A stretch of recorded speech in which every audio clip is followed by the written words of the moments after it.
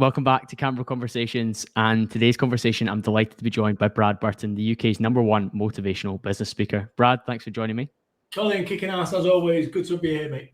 Yeah, excited to have you. And I'm so aware of your story and your energy. And I was telling you of when I first came across you back in 2015, 2016. But for those who aren't familiar, who is Brad Burton?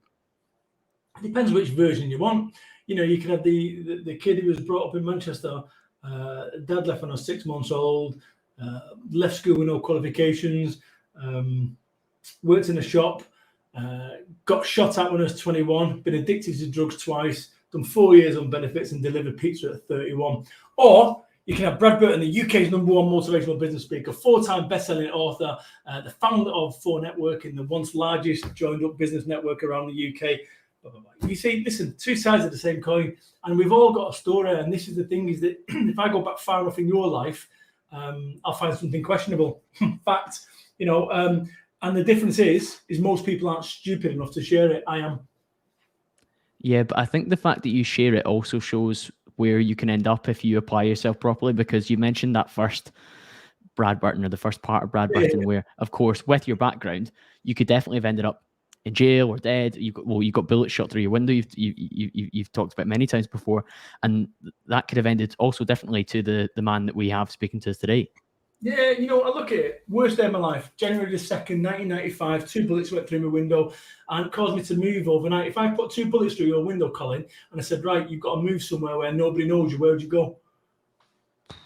Out of the country for sure. I wouldn't have only just gone down south. I think you went to Somerset. I would have gone further. I think. Yeah, but you don't have the money to go abroad. So where are you moving now? Go.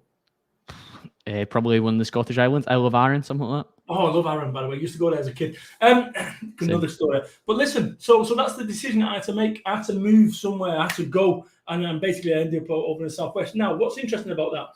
The worst day of my life. That was the worst day of my life. However, you and I wouldn't be speaking right now, you know, if it wasn't for the worst day of my life. So everything happens for a reason, even the shitty stuff. I wouldn't be this motivational speaker if I'd not got shot at. And it's like, you look at it, and I think what ends up happening is the question that I always ask, no matter what's going on in your world, what does this make possible? Right? And for many years, when I first moved down here, I was kind of going through the grieving process, denial. I wanted to go back to a place that no longer existed, back to Salford with all my mates and so forth. And I held on to that and held on to that and held on to that. And it caused me tremendous pain. And when I look at like COVID and lockdown and so forth, so many people wanted to go, or still want to go back to a time and a place that no longer exists. So the sooner you can accept your circumstances, and that's what it is about acceptance for the grieving process, the sooner you can accept, the sooner you can get on with your life. And that's what I've been pretty good at recently. It's interesting you say you wanted to go back to a life before you were shot at, but I suppose things have to happen for an event like that to be the accumulation of bad events. So what was life in Salford like up until that point? Great fun. You don't realise it's like saying to a fish, what's the water like? And the fish says, what fucking water? You know, it was good. I was a 21-year-old Jack the lad, you know, nightclubs, weekends, drugs, partying, lots of women, just everything was cool. You know, by all accounts, living the dream as a 20-year-old lad. And then that obviously changed when my complete circle and my world that I knew changed. You know, you look at like wars that go on, somebody's living in the house and doing the job, and the next thing there's a war going on in the country. It's like, hang about, the world's changed. That's what happened. And I think when I look at everyone's world's changed, everyone's world has changed in some way or form throughout the thingy. But that was a real hard stop for my life. But good, solid fun. But I look at it, like I say, it took me maybe 3 years to accept that I had to kind of move away. And, you know, I should have accepted that 3 week in and embraced it. But so many people don't. And it's one of the things that I teach. Yeah, I think that is something that you speak about a lot, isn't it, Brad, in terms of like dealing with those low points and moving forward in the best possible way. Of course, that took you a little bit of time, but that allows you now to tell that on to others, to say, don't waste the time that I did, because that would have been, I think you said 4 years on benefits at one point. So that was a long period of kind of stagnation for the man that has the capability that you clearly do. And that's the thing. So I did 2 years, 6 months and 18 months. So it wasn't all in one. But when I first moved from Salford to Somerset, it was 2 years. You look at that, the amount, like, what's crazy about this, right? There is an alternate world for my life where I could have been in now at 49, you know, 5 stone heavier, sat in a frigging Weatherspoons with a fag, copied a Racing Post and 2 pints in front of me at 8 o'clock in the morning. That and this is what, you look at anyone who's doing that right now over at Wetherspoons, and you kind of look and say to yourself, how did that individual end up there? No one who's ever got on a ladder ever said, I'll tell you what, I'm going to get on a ladder and go and break my fucking leg. Yet if you go up in the A&E wards up and down the land, you're going to find someone who's in there who went up a ladder and fell off the leg. So you kind of got to recognise that stuff can happen outside of your control. And as soon as you recognise that stuff happens outside of your control, you're a whole better placed to be able to deal with it. And that's what I've been really good at. Looking back as an older man now, I'm older, fatter and wiser, and actually looking at some of the decisions that I made or some of the decisions that were made for me, and how they bring me here today. Because if it wasn't for the worst day of my life, I wouldn't be speaking at the highest level, 4 books, but I wouldn't have met my wife. Wow. So something so fucking terrible was like impacted tens of thousands of people because, with my network or with my previous business or me speaking, just mind blowing. So this is, everything happens at a reason. And the sooner you can accept that, the sooner you can get on with your life. If I was going to give you a red hot coal and said, hold on to that red hot coal, you'd let go of it immediately, your default position. But what we end up doing with shit that's popped off in our life is we hold on to it because it keeps us connected to the past, or it keeps us connected, or it's some unresolved thing. And at some point, you've got to let go of that, because the longer you hold on to it, the more it's going to burn or hurt you. And I look at people, especially with what's going on in the last pandemics and so forth, last few years, people are walking wounded out there because they want to go back to a place that no longer exists. Well, before this, I used to have this and this. Yes, well, it's not before this. We are where we are. And that's what I'd urge so many people that I think are causing themselves more problems than the initial problems have already been caused. When you let go of the hot coal then in Somerset, what was next? How do you join the dots between there and becoming the UK's #1 motivational business speaker, which is the tagline? Yeah. Well, we'll get to that, because people say to me, Brad, how did you become the UK's #1 motivational business speaker? I just made a fucking website. I said I'm the UK's #1 motivational business speaker. And the first person you've got to convince of your brilliance is you. See, I've got people say, well, you're not the UK's #1. Who told you that? And who said that? And I said, look, let me ask you this question. Who called Muhammad Ali the greatest? He did. And there's a reason for that, is that somewhere along the way, the first person you've got to convince of your brilliance is you.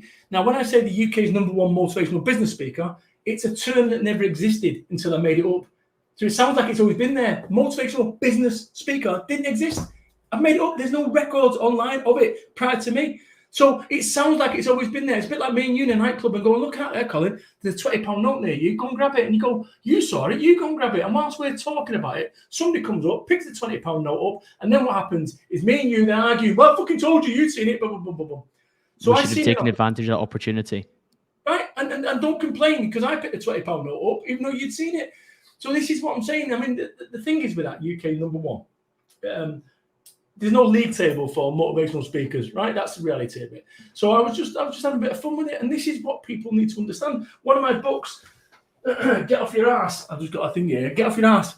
Voted best business book of 2009 by my mum, right? So, a bit of fun again, but people don't read that. And this is what you need to understand. Always ask yourself a question. Is what I'm doing likely to go and get me arrested by the armed police SO19 with flashbang grenades? Yes or no? If the answer is no, fucking do it. And that's what I've always done. I've always been a little bit thingy. But going back to the point you made about joining the dots, what happened, and this is another one, a good example of how things happen for a reason. So I applied for a job as a computer games, I'm a big gamer, computer games shop manager back in 1996. And I got the application form. You had to complete an application form. My handwriting is terrible.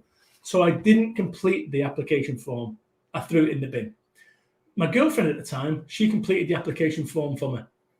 And she applied for the job. And I got the interview and I applied my way to the job. Like, whoa. If she hadn't have done that, I actually met my wife outside that very shop. So that girlfriend had gone. But so it just shows you everything happens for a reason. And you can only join the dots up when you look back at your life and go, whoa, that's amazing. So I'm absolutely, sounds fucking daft me saying it now, delighted that I got shot at. Yeah, it's crazy how you can reframe these things and move forward. And a lot of people who have achieved great things can point to an instant where their path was changed. Because like you say, you were partying, drink, drugs, women, and you were living a life that was fun, exactly for Salford, and you were pleased with it. But when that radically changes course, you're like, well, actually, I've actually probably gone on to what most people would probably deem better things in terms of a higher level of contribution. Absolutely. No question. And you don't realize what you can be. And I think about me and I think about my life and the decisions that I've made. My boy, Ben, he's just gone to university. First Burton to go to university. Like, mind-blowing, right? Like, blows my socks off. University. So I've changed the trajectory of my family because I've changed the trajectory of my thinking. Because this is where it all starts, and I think people get it all twisted. They think, get my business right, and then I can sort my life out. And it doesn't work like that. Yeah, I think that's an absolutely massive point. The opportunism of you titling, like you say yourself, the UK's #1 motivational business speaker, a term that never existed before, but sounds so tangible and so real. Of course, that is something that people are like, oh, like it gets their back up a little bit where you've just called yourself it. But then, of course, you have to then walk the walk, which you've now done however many thousands of times on stage. Colin, true story. When I first started, I never called myself the UK's #1 motivational business speaker. Right, what I did is I called myself a motivational business speaker, and then I swear to you, I said to my wife, I said, "Watch what happens now." And sure enough, I called it the UK's, and that was it. Whoosh! Everyone kicking off. But what was lovely about it is it got people talking about me, positively or negatively. It didn't make no difference. They was talking about me. I was putting my name on the map. But then as people would say, "Oh, well, you're not the UK's #1 motivational business speaker," and I say, "Well, who is?" "Well, it's not you. Why not?" And it was great because if I asked 100 people who the UK's #1 motivational business speaker is prior to me calling myself that, I think that 99% of them would have a different name. I think if you were to ask them now, they'd probably say me. And actually, I've withdrawn from it on my new website. I've actually taken it off. We're no longer using it overtly. But what happens now through Google, we are #1 for that. So quite a smart move, really. Not a stick as a look. Yeah, it stayed with you, which is positive. You've famously said that you can't trust a fat motivational speaker. Why is that? Think about it. If you can't even inspire yourself to lose weight, nobody likes being fat, right? Nobody likes being fatter than they are. Anyone who says they like the curves is talking about their ass. You like your cakes. That's the reality of it. You like your cakes, and as a result of the byproducts of your cakes, you like your curves. Take it from me, by the way, 4 stone heavier I was. So I understand food. I get it, right? But honestly, if you're a fat motivational speaker, tell me why you don't want to lose weight. Tell me why. Is it too hard? Is it because you can't overcome the minds? Because that's where it all starts, by the way. It's not here. It's not your belly. It's your mind. So, I said that, and once again, I was being, controversial. But equally, there's a message in all my controversy, which is true. Think about it logically. If you're a fat motivational speaker, and I was to say to you, why are you a fat motivational speaker? Can you not motivate yourself thin? And they'll say, no, I really like my curves. No, you don't. You like cakes. So, I was 4 stone heavier and I had to lose weight because it didn't add up. It didn't correlate to me. I'm going, this isn't working, this. I'm going out there and I'm a jolly fat lad. And actually, don't get me wrong, I'm 49, be under no illusions. When you're 27, I used to have a tapeworm that died, and anything they eat now, it sticks. But, I'm 49. At some point, I'm not going to be able to maintain. And when I present, I breathe in, right? So, I'm telling you now, I breathe in and I crack a joke about it when I'm on there. So I'm hardly spelt, but I'm better than I was. And I think that's what it is. And I think any motivational speaker that is overweight, from their perspective, let me talk about me, because they don't have the internet aghast. Right, so it didn't add up to me, and I'll tell you something. And people go, "Oh no, that's not true. That's fat shaming." It's only fat shaming if you're shamed, right? And if you're shamed, why are you shamed for something you're so proud of? Am I northern shaming? No. So I just think that people need to be really fucking honest, and I think that that's the problem with today's world is people aren't honest. So LinkedIn is full of dishonesty. It's full of dishonesty. People like to say playing the game and then pretending you're not playing the game. I think it's disgusting. And I think that's the difference between me is I'm playing no game. This is me. Take it or leave it. I've had a lot of conversations recently about fit shaming as well, which appears to go in the reverse direction because people who leave the tribe of body acceptance and body positivity around being more overweight and less healthy than people would probably want to be, they get very uncomfortable when people leave that. So like the example I gave in a conversation with a gentleman called Gary McGowan was about Adele. Do you remember she lost a lot of weight a couple of years ago? A lot of very overweight people in the press and the media took a time to have a dig at her and saying that her weight loss was toxic, it was negative, when in fact she was actually becoming a healthier version of herself. And by her leaving the tribe, it unsettled people, and they were like, "Oh, how dare you betray us?" Colin, I've got type 2 diabetes. Type 2 diabetes. If I said to you, Jaffa cakes, if you eat them, they're going to kill you, how many would you want? You wouldn't eat any. Well, guess what? They do kill you. It just takes 40 years for that to catch up to you, which is where I'm at. I have type 2 diabetes, and I can turn around and say I like my curves. I might well like my curves. What I don't like is type 2 fucking diabetes. 4 metformin tablets a day. I don't do them. I do 2, and I go to the gym and so forth. That's as a result of my fucking cake retention, right? My bacon retention. It ain't my thyroid. That's the reality of it. It's fuck all to do with it. And I think that this is what people need to be honest, because whilst you're not being honest with yourself and you're lying to yourself, then you're never going to make change. So from my perspective, I used to swear too much when I was on stage. And the reason I swore too much was because I was nervous, right? And my natural communication patterns is swearing. That's what I do. And it was only until I looked at that and said, right, no, I'm doing it because I'm Northern. No, you're doing it because you're nervous. And actually we go, okay, so why are you eating cakes? Is it because you want your curves or do you like the sugar? Which one is it? And just think that people need to be fucking honest about who and what they are. And this is the other problem. Everyone's in Dell's business. Worry about your own fucking business. That's where people go wrong because people are spending far too much energy on other people's lives. I am now 9 months in of no news. I haven't watched the news in 9 months. I made the decision, I think it was Christmas Eve, no more news. That means that no more rolling 24 hours, no fucking mail online. I was banging to it. Politics. Used to love Prime Minister's question. I've done none of it. The Queen died this week. I've not watched any of the funeral. Nothing. So this is the point that I make. Focus on you. Focus on what you're doing rather than Adele needs to fucking get on with your own life. You want to eat cakes, that's fine. But don't start crying to me when your leg's getting chopped off and you're losing 3 stone that way because you've got type 2 diabetes. I have type 2 diabetes that if I would have continued on the trajectory that I was on, I would have my legs chopped off under local anaesthetic. That's what happens, and people don't understand this. So when anyone ever set out going up the ladder to break the leg, no one who ever ate a fucking Jaffa cake said, I'm going to go and fucking lose my eyes. I'm going to go blind. I've got a friend of mine who's gone blind because of cake. What do you think had you in the headspace to eat as much to put you in that position, Brad? Because I know question. You're very self-aware. Great. What was I? Bollocks. Let me tell you.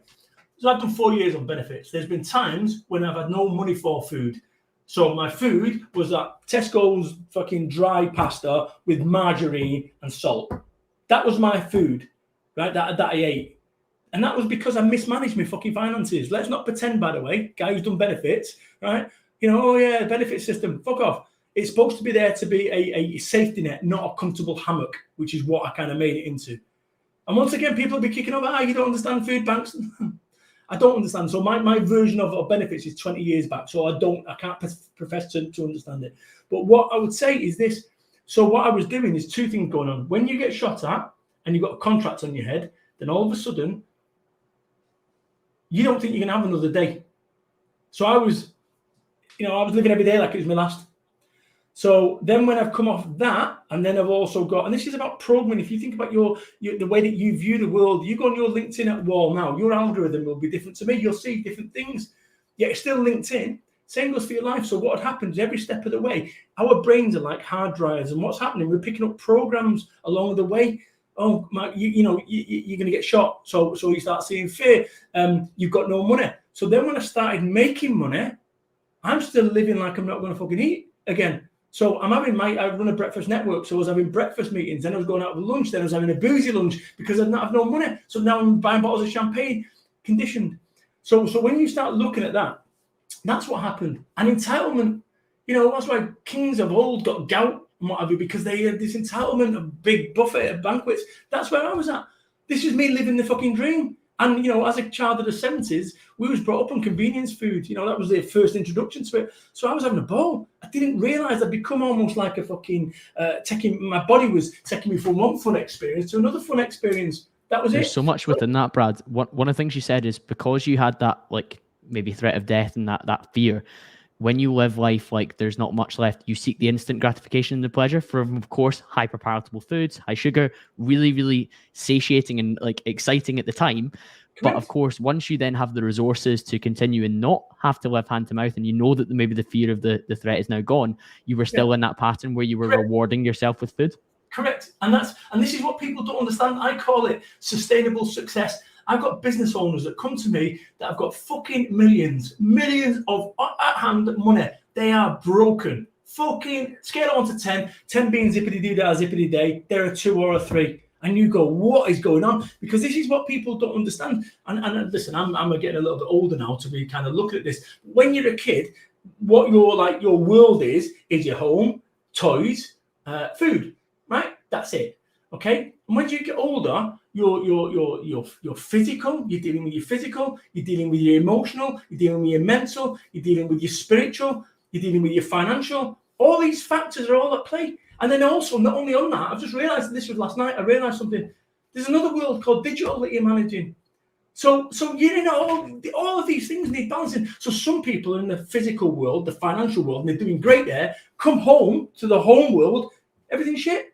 So all these factors, people don't see that. People don't see it. People see success as Grant Cardone straddling a fucking jet and having a fucking Rolls Royce Phantom. That ain't success. Success is seeing your children. Success is being happy.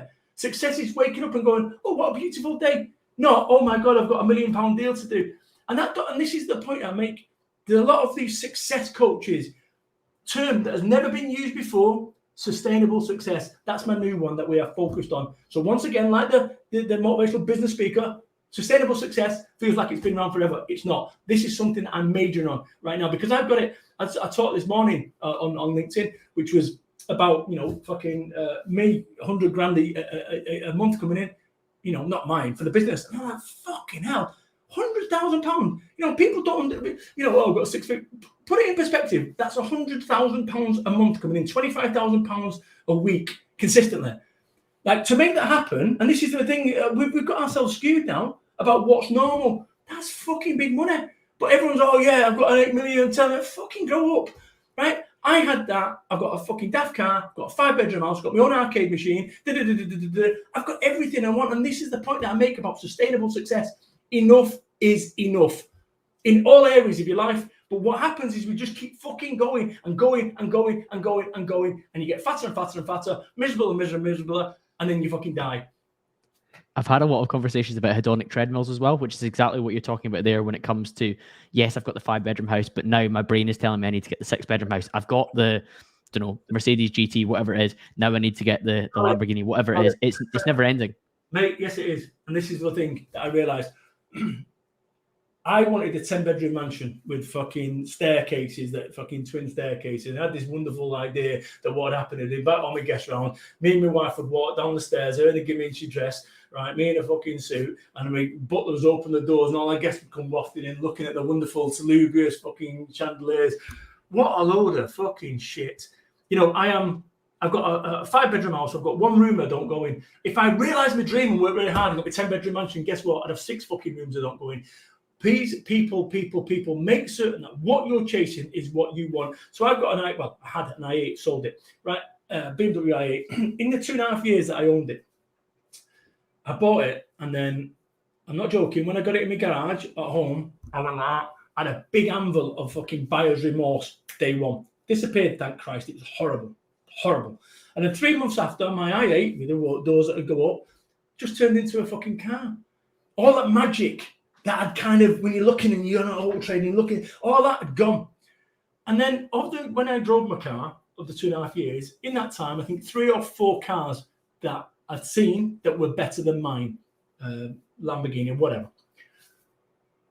So the only way that I could surpass that is by getting one of them. And then when you get that, somebody gets a you get to say, when the fuck does it end? It doesn't. And this is what we end up doing. We've been told almost like a donkey with a fucking carrot, chasing this fucking carrot that you can never get. So I've stopped chasing. And what I've done is gone, tell you what, if I stop chasing, the carrot is just fucking there as well. So, and it's like I'm saving my energy. And energy is so important. Right now, we're going through a global crisis of energy.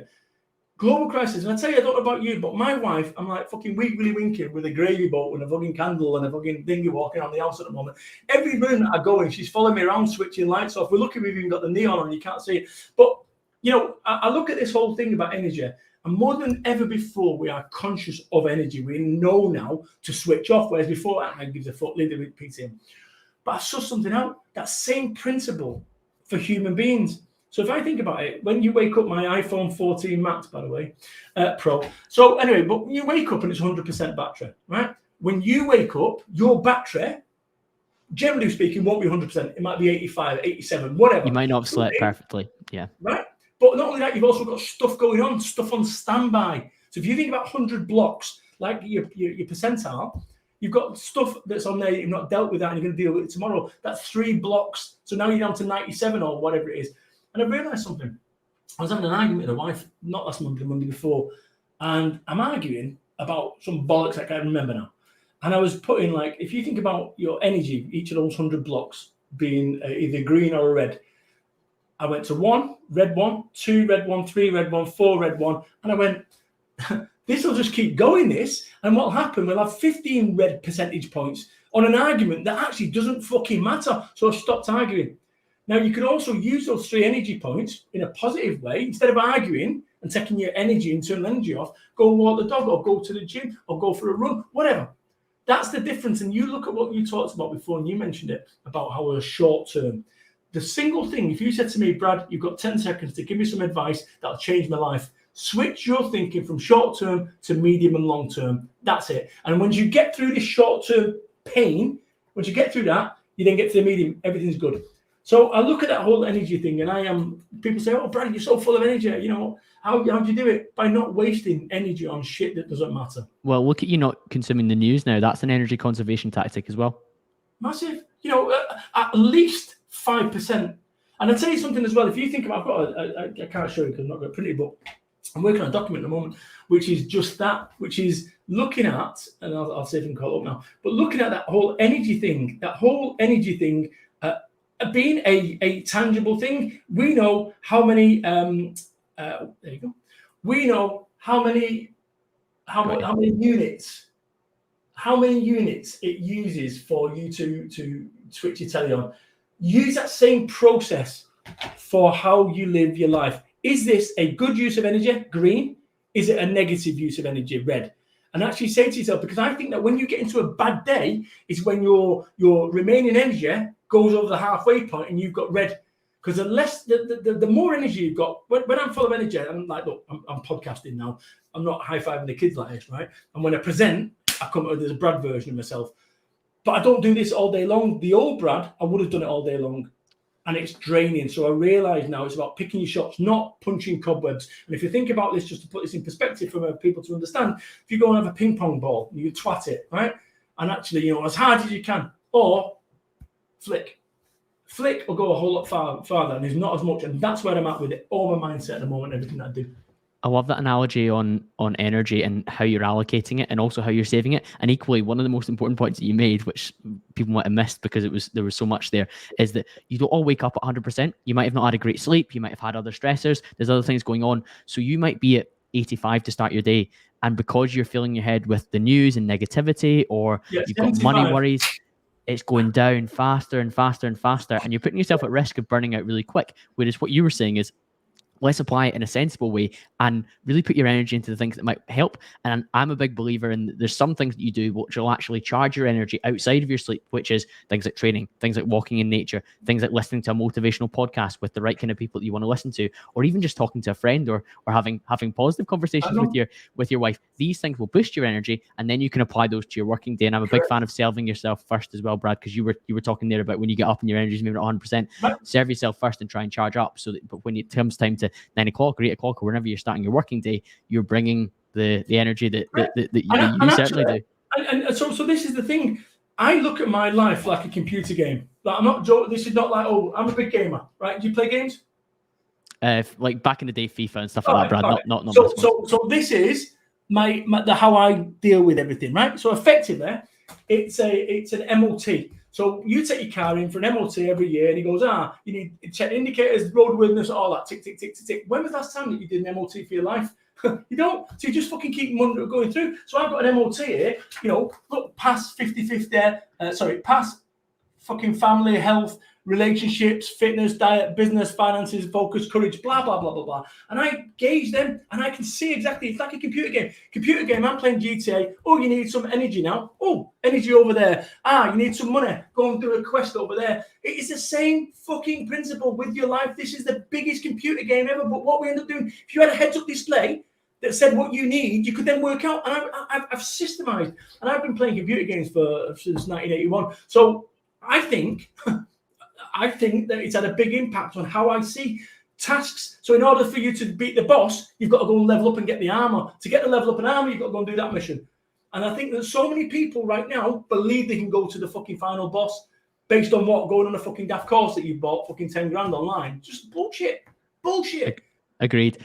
One of the reasons I think you're able to speak so well about sustainable success, which again, like you say, is a new phrase that you're trying to bring to the space, is because you've experienced what you've termed before as success. Can you explain what that was? Fucking great. You have done your research. So, I had everything. I had a 2.3 million pound business. 2.3 million pound business. Fucking money. Wiping me out with £50 notes. Come on, guys. Hey, 6 bottles of fucking Bollinger with fucking sparklers. I can't think, what a knobhead. I look at it now and go, are you fucking stupid? Right? I look at the world now and think, what the fuck were you doing? But at the time, once again, I'd come from nothing. And this is what I thought success was. It's all on me, lads. £1,000 spending on a fucking restaurant. Just crazy. But anyway, I had all that, but I was deeply unhappy. Right? I remember walking with dog Tyson, a Labradoodle, is gone now, right? But I remember walking him crying.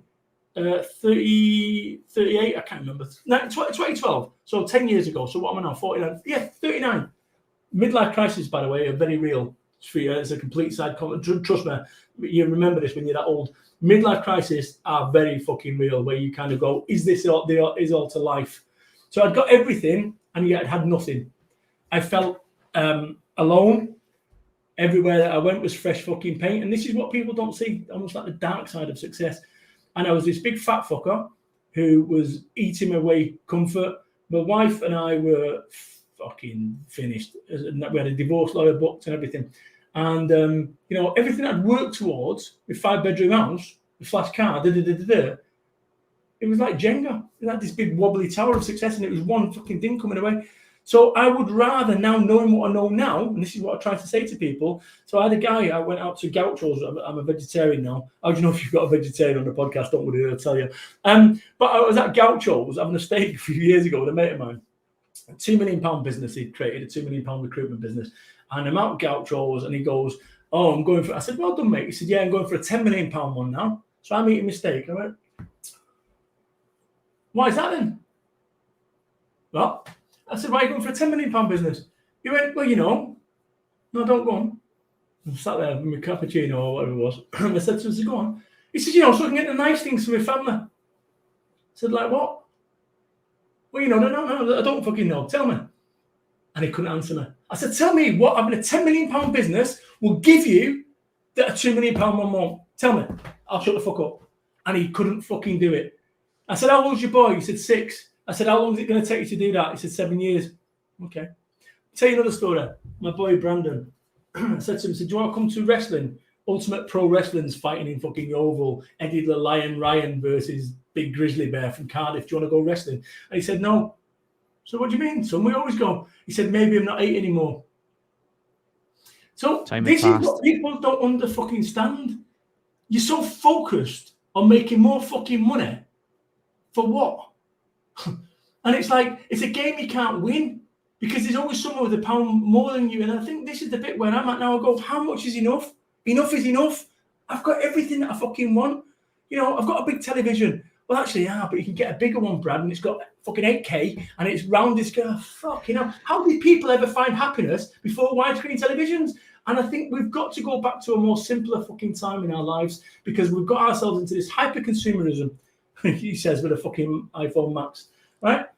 But we've got ourselves into this hyper-consumerism where unless you have got the latest things, bear in mind I was 3 years my old phone. But the point I'm making is I think we've kind of got to start finding our internal fucking happy. And then by all means, once you've got your internal happy, if you want the £10 million business, then go for it. But I will question this. That if you get your internal happy and you're content, you'd be questioning why the fuck am I going for a £10 million business? And that's not me being down on money. I love money. It's not me being down on success, but what it's about is sustainable success. Because actually, the reason that often, if you go into any business, and whenever I'm a mentor for businesses, and I go into some fucking high-level C-suite operators that you'd never dream, that you think, why are these working with him? Because I'm so honest and I don't give a fuck. I'm unyielding. But when was the last time that you looked at a balance sheet of an organization that says directors' happiness? Doesn't happen. So everyone's worried about fucking margins and profit. No one gives a fuck about the directors or the staff being happy. And that's something that we've kind of incorporated within all my businesses. Happy. There's so much within that, Brad. And I think one of the things that stands out to me is there's diminishing returns once you start to hit a particular level of money. And I've hosted a gentleman called Dr. Daniel Crosby, who's a behavioral psychologist, but he specializes in finance. And I asked him, does money make you happy? And in short, the answer is yes, but only up to a point. Correct. Do you know roughly what the figure is, Brad, per year?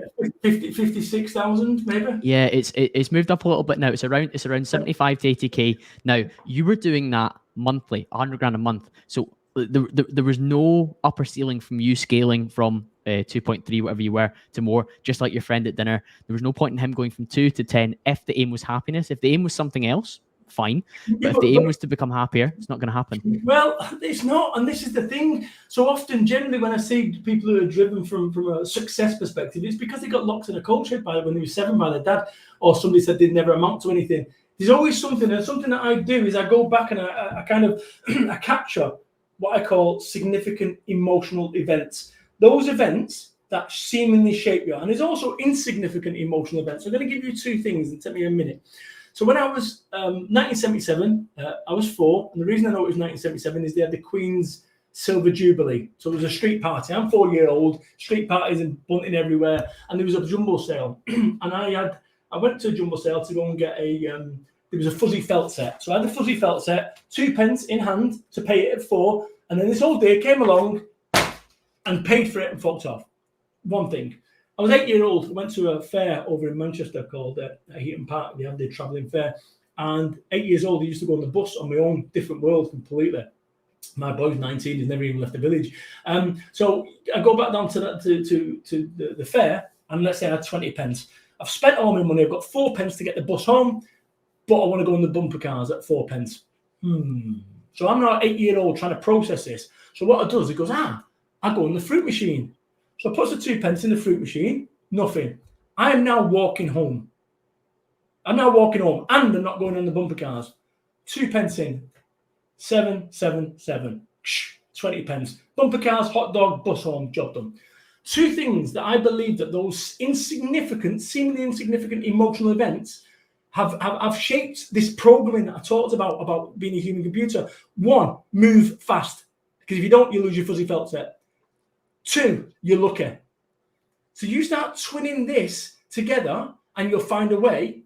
That's why I'm the person that I am. And I believe if those 2 things hadn't happened, if I'd have bought the fuzzy felt set, if the 777 hadn't come up, I think my entire life would be different. And the way that I view the world, remember what I said, your algorithm on LinkedIn wall will be different to mine. The way that you see something, 2 people can see exactly the same thing and see something completely different. And this is what it's about. It's about a positive mindset. It won't solve all your problems, it won't, but it'll fucking help. And this is what I've got. I've got this. I say, right, how, like a computer game, how do I find a way through whatever challenge that I'm facing right now?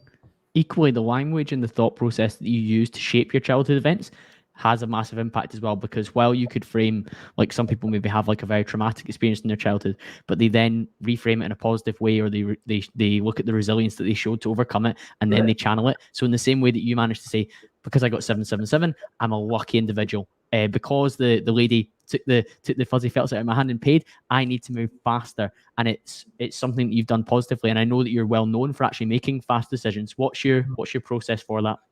So look at this. This is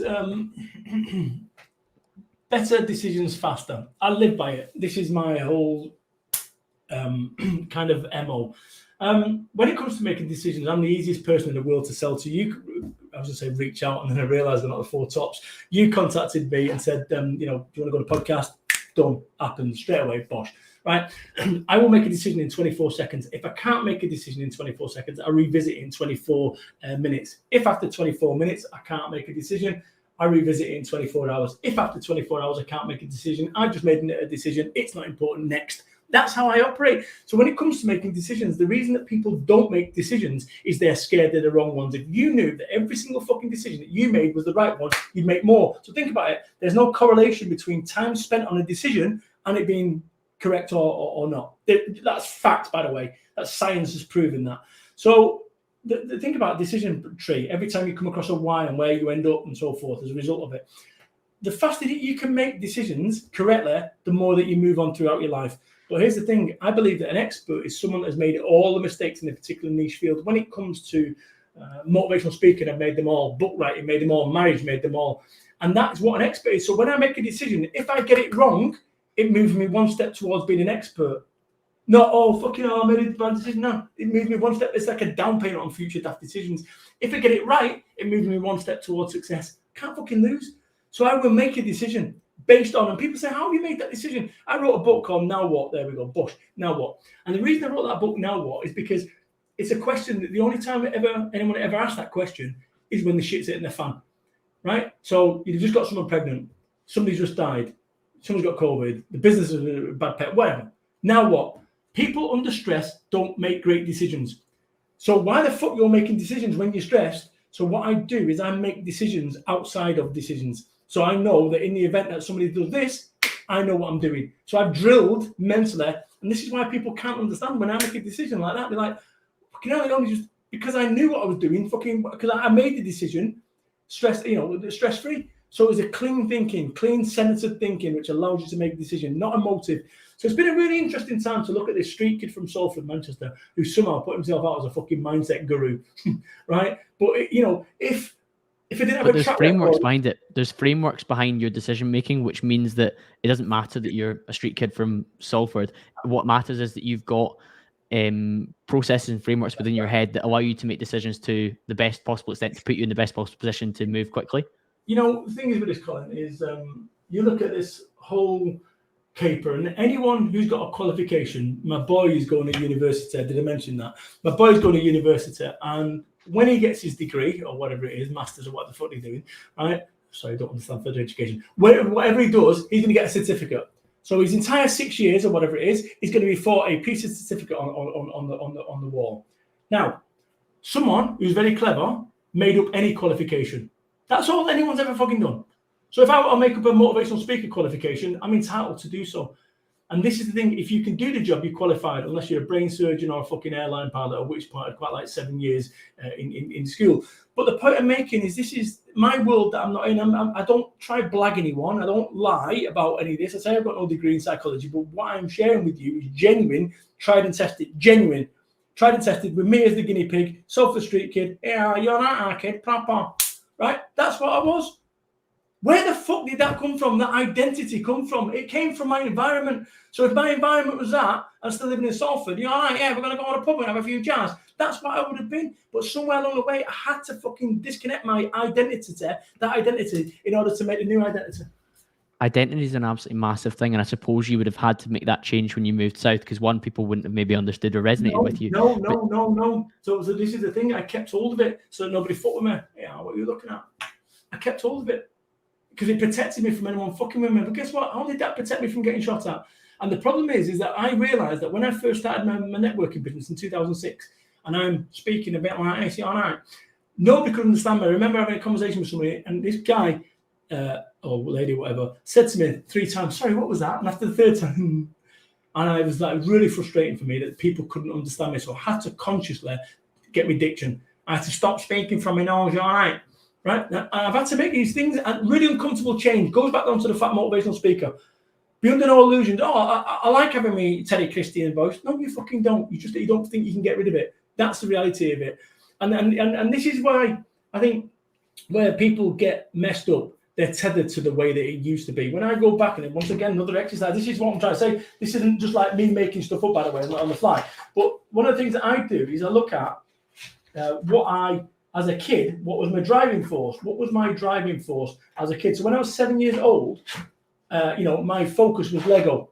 When I was 14, BMX bikes. 21, drugs. 27, 28, drugs and women. 35, business. 42, family. 49, family. So you look at what your priorities are. But actually, if I was still hooked up on that whole thing about holding on to the past, where am I going to be stuck? And this is where the Magnificent Sevens, right? So kind of look at what your driving force is, and whereas people can say if my driving force was still into fucking drugs and women, that wouldn't be a good fit. So people need to adapt. They need to adapt. Yeah, I'm a huge fan of that, Brad. And I think, like you say, like those were your driving forces. So that's where your time went. And that's, of course, the things that had the highest return. So, for example, now you've said you're talking about sustainable success, but the last 7 years of your life have been focused on family. And while businesses ticked along in the background, it's not overtaken the fundamental value. At 35, business was my primary drive. And even at 40, you said that. Even at 42, I'd probably go as far as saying that was like a turning point of business. But now I realise the futility of it. I realised, and I'll tell you one of the things that really woke me up years ago. I was listening to Radio 4, and there was a news that said, the chairman or CEO of American Express. The CEO of American Express, and we could probably Google this to find out what exactly it was. CEO of American Express has had a heart attack. There's been an emergency, whatever, from a different thing. He's died. He's died in transit, and in his Learjet. His Learjet. It was onto a business meeting. He died in transit. He leaves behind 3 fucking, a wife and 3 kids. And I was like, fuck. It was one of those moments, like a Robert the Bruce moment, right? Where I went, I'm gonna fucking bow. This is crazy. So would he have been on that Learjet if he knew that he was going to die? See, here's the thing. We are so focused about how much money people have got, how much money in the bank, how much fucking life do you have left? That's the more important question, because you don't fucking know. Tonight could be my last day. That's it. Don't talk daft. You're only 49. It could be my last day, right? Any of the fucking previous 49 years could be my last day. It could be any of ours last day. And this is what I say to people. You have something that one of the richest men in the world doesn't have. Steve fucking Jobs. Steve Jobs would give you all of Apple reserves, $68 billion or whatever it is, for 1 day left of your life to swap a day. And that says to me that today is as important as the last day of your life. But we take it all for granted. We take today for granted. We take our health for granted, our family for granted, our friends for granted. We take our freedoms for granted. You look at what happened with the fucking pandemic. Talk about a leveler, and then people want to go back to normal. There's time for us to start living differently. As individuals, live differently, use it. Because if you want to go back to making more fucking money, why? What is it about that? Like, this pisses me off on LinkedIn. Because I do believe that we're heading towards a almost revolt. I think I'm always, not always, but the political conditions are there, Brad, when it comes to money. I thought people in Britain would have been more disagreeable about the restrictions that were put in place, particularly when you started to realise that some of the restrictions were heavy-handed in my book, albeit I know some people disagree with me. But equally, I do agree the conditions are there for people to revolt, particularly the cost of living crisis. It's going to really I'll tell you something. 2 years ago, I'd have disagreed with you. 2.5 years ago. Right now, more than ever before, I've woke the fuck up, and I'm looking at this, and I was pro-government. I was supportive in everything. I was leading the charge. Fuck off. They don't give a shit. There's no cavalry. This is what you need to understand. You've got this false bullshit that you believe that these people are actively looking out for you and your interest, and they ain't. And they think about it. You look out for your interest, Colin. I look out for my interest. There might be a little bit of pragmatism along the way, philanthropy. But in the round, your priority is your priority. Same goes for politicians.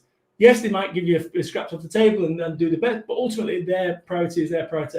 So I'm at that point right now where, from my perspective, my business, just to be fucking clear, March 22nd, 2020, 1.6 million pounds, my primary business. I've got a couple, but my primary business, 1.6.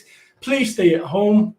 I was running 5,000 networking meetings, the Brewers fairs up and down the land. Please stay at home. It'll only be for a couple of weeks. 3 months later, still fucking going. 6 months later, we pivoted, took it online, and then bosh. Everyone just fell off a cliff after 6 months. And my business, that was once this national fucking organization, I've run 68,000 networking meetings, real life, I went to shit. Right? So, and this is the bit that we worry about lives. We worry about lives. We worry about the impact. And I get it. But the more I look at it now and I look back outside of the fray of what it was at the time, and you had to move and as a collective, we were sold a fucking pup. And so was I. And I think that this is why right now all the goodwill of moderates like me has been fucking pissed away. Yeah, the establishment really took our trust for granted. I've actually hosted a gentleman called Zuby on the podcast. You might have seen him on Twitter. Yeah. Zuby's very outspoken about this whole thing. No question. And I follow JB, he follows me. yeah, I think I saw that connection. That's one of the reasons I brought it up. And I certainly was on board with the fact that government. I was very I did politics at university, so I was very interested in the state provides for the people, albeit I wanted a smaller state and all that kind of stuff in terms of where my political leanings lie. But the level of government involvement and the level of incompetence, but also just a general disregard for the facts and the feelings of the population was just absolutely wild. So I completely agree when it comes to having a level of personal responsibility and looking after yourself and prioritizing yourself in those around you is vital. Colin, interesting one that I've kind of landed on right now, which is we need to be the cavalry. You need to look after your tribe. And I think that's what we've got to do. We've got into this situation right now. Ooh, fucking there you go. One click fucking buy. Wonderful. That'll be arriving in fucking 3 hours time. And every single time that we press that, we're destroying our fucking high streets. Every single one of us. And then we go, oh, governments, you need to sort the high street out. What we need to start fucking doing now as a society is we need to start looking after that family unit. And I don't mean family. I'm on about home and cursory friends and so forth. That's what we've got to start doing. Start looking after that. That's where these hubs are going to be, these networks where we can actually come together. I have got no fucking idea. I've been off the news for nine months. But my whispers that I'm picking up is that, shit's going to pop off even fucking more. So there's no point in going, oh, fucking head in the sand. Now is the time to be starting banging fucking spaghetti and planting your own potatoes, right? And actually, it might be bullshit. But I tell you what, you fucking see how valuable it is if the shit pops off. What's the downside? And I said this to the wife. I said, go and buy an extra bit of fucking beans and stuff. There's no point. Last time we bought it, fucking forget last time. Nobody fucking knows. You know what? No one has ever gone up a ladder and thought they were going to go and break a fucking leg. And actually, this is the point I make. Nobody knows. I've got no idea. And I said when I speak at these fucking conferences, I'm good time-wise, by the way, if you want to go on. But I said from a conference perspective, who had, put your hand up if you had, fucking global pandemic on your business plan. Fucking 1,000 people, 3 hands went up. 3 hands. And I went to go to them. Oh, brilliant. 3. Yeah, brilliant. Well done. How the fuck did that paragraph of text help you throughout that last 2 years? That's such a good point. It didn't, did it? Was it not Mike Tyson? Everyone's got a plan to get punched in the face. Correct. So you look at that, and this is what people need to understand. They're preparing for their own fucking thing. Yeah, people believe, it's like I'm not getting into that. I was going to get into one of the fucking the business parties that's supposed to look after them. Fucking jokers. They don't give a fuck. Bullshit. Yeah. It's a business. It's super challenging. But Brad, some of the points you made there around looking after those around you and your family and things like that are linked to something that you call a Bradism, which is help many, hurt few, live life. This is your own kind of almost religious mantra. What does it mean to you? That simplicity of it. If you look at how complicated that we've made the world, help many, hurt few, live life. Somebody, why did you have to hurt anyone? Oh, shut the fuck up. Because you want to watch Channel 4 and I want to watch ITV. Who's winning? Right, and so this is go back onto the point I made before. You made about Adele. So many people are now in a situation where they're in other people's business. So stop, get out of other people's business and get into your own. So for me to live that life, and I genuinely do that, help many, hurt few, live life. And what's interesting about this is that I've got a stalker at the moment. Genuinely, someone who's just got arrested two weeks ago. Wow. Yeah. People don't see this, right? And these are people that I've helped. And I've had that. And if you think about, let's say for this conversation, I've helped or I've impacted 10,000 people, and that's conservatively, in the last 15 years. If only 0.001 of them are fucking nutcases, guess what? You've got 100 nutcases on your case. And this is a downside of being that guy, of wanting to help people, is that somewhere along the way, especially in today's kind of social media world, you kind of cop this. And my co-director, Pippa, said to me, she said, do you not get cynical with you? Because there's lots of stuff that you'll never know that I do and help with people. Because I'm that guy. But what I do is I'll fight for the underdog, but the underdog's got to fight for themselves. But Pippa said to me, do you not get cynical when you get people, with your help many, hurt few, live life? People kind of mislay that trust or whatever. And yes, however, once again, you've got to focus on the 99 people that are not dickheads. and rather than the one. So that is how I live my life. My primary directive is that I kind of put that through my filter. Am I helping someone? Am I helping someone? Am I hurting somebody? If so, is there a way of offsetting that hurt and live life? Because too many people are not living life. They're living this bullshit life that society has told them. Fucking stupid handbags, photographs, and this, that, and the other. That isn't life. And then when you go back down to it, and I was living that. You know, I was living that life as well. And I look at it and I can see it. We leak the truth. And you know, no one in the UK has had more one-to-ones than me because of the nature of my network. And I see what people stand for. And this is what I'd urge every single person. If you know, stop lying to yourself. Be who you are. Whatever that is. Unless you're an arsehole, at which point ask yourself, why am I an arsehole? Can I rewind the remote control and find out what went on as my childhood that meant I'm an arsehole and do something about it? You've done that self-work as well, though, Brad, because you were speaking about the way that you changed how you spoke, your demeanor, you changed your mindset around particular things, and that's by doing the self-work. And I'm a big fan of men having those open conversations about writing things down and exploring what's happened in their life to put forward how they move forward more positively beyond that. One thing that was a crucial decision, and anyone now who's watching, listening to this can do this right now. Smile more. And you go, oh, trust me. I used to walk around Salford like that. That's what you did. So nobody fucked with you. So anyone coming across the road, they'd cross the road. And then that protected me. But it also fucking deterred people from opportunity. You'd never meet nice people. Remember what I said, the algorithm. You're walking around like that. The only people that you're going to appeal to is other people like that. Or you're going to appeal to people, or you're going to get combative. Someone's going, what are you looking at? What are you looking at? Bam. Next thing you got a fight. Someone's getting, for what? Where the fuck did that come from? So I made a decision. I would never have grown a national network. I'd never be a motivational speaker and walk around with a scowl on my fucking face. So I made the decision genuinely to smile more, right? I swear to you, that algorithm, the way that you see the world will be lighter and brighter, and you'll see opportunities that weren't always there, but because of the scowl, I'm telling you, I know this sounds absolutely... You've got my full backing on it, Brad. You got my full backing, because I actually wrote to my email list a couple of months ago about smiling before stressful situations. So I don't really get nervous for podcasts now, but if I've got a big meeting in work, or say I'm going to like a social event, or I'm meeting a girl on a date for the first time, if you manically smile in the mirror for 10 to 15 seconds, it actually releases particular hormones like oxytocin within your body, and it starts to fire. So you get the same level of happiness, even if it was not a genuine smile, and then you actually become genuinely happy off the back of it. So what you're advising is completely correct. It opens up opportunities, but also puts you in a positive frame of mind to contribute as best you can. Simple. And then people, but what happens is, I can't do that. I'm not fucking doing that. It's embarrassing. Embarrassing for who? It's just you did it to your fucking self. So do it. And I'm telling you, this, I swear to you, you know, walking around like a Salford badder man. That's how I used to walk. It's fucking ridiculous. I can't think of anything fucking worse. But for whatever reason, that was how I operated. Because I thought that was the way that you do. It's fucking daft. So you can smile more. Smile more and live life. It's a nice note for us to wrap up on, Brad. I've thoroughly enjoyed this conversation. I'm sure the listeners had too. And if they want to continue the conversation with you, where should they head towards?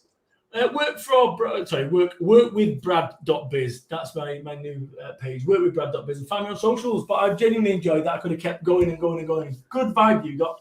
Yeah, we'll definitely have to do a round 2 again at some point in the future, Brad. Thank you very much for joining me, guys, and I'll be back to speak to you all again very, very soon.